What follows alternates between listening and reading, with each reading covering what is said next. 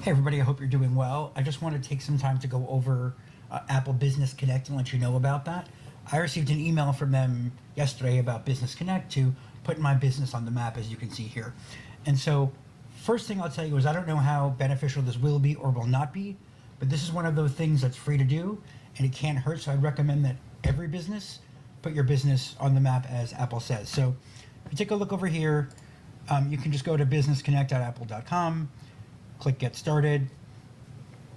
I'm going to enter my Apple ID. You have to have an Apple ID. If you don't have an Apple ID already, you just create one for free. Do it in the business name or something that you can control very easily. What you saw, what I skipped past there, was two-factor authentication for Apple to make sure it's me. And let's go to Business Connect, small business. And I'm going to type in my location. Now, for me, it turns out that I moved in the last month or two. So Apple still has me as the old location. So let's come over here. And what I'm going to do is I'm going to put in the edit for the address information right over here now.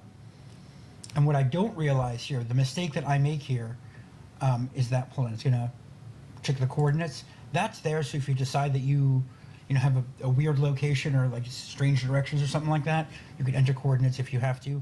You could drag the pin. I checked here, it seemed okay to me. I click next. Now, the mistake that I made, hold on, let me add a second category. You can add, category that's appropriate. I added marketing. I might edit this later, but I just wanted to get through so we could see how it works. We're going to click next. What I didn't notice, I'm going to update my hours, which are fine. You can update yours. Now, update the official name, give it to them again. Company and location address are the same. Now, the mistake that I made here is that the company phone number, for whatever reason, I just missed that they had some random number in there that I didn't know what it was, and I just skipped it because I didn't see it. So, and I also skipped, if you see here, I skipped this DUNS number. I don't want to deal with that. So, terms of service, click next. Update my address in my browser, that's fine, doesn't matter. Now, to verify, so of course when I went to get a phone call to verify, obviously it was a problem because that phone number is wrong, and I'm wondering why the call isn't coming through. At that point I realized, wait a minute, my call's not coming through because I put the wrong number in. So, back to the screen. So what I decided to do is I messed around a little bit that you don't see here on the video. I spared you, try and undo it, fix it, I couldn't do it. So what I decided that I have to do is go to an official document review from Apple.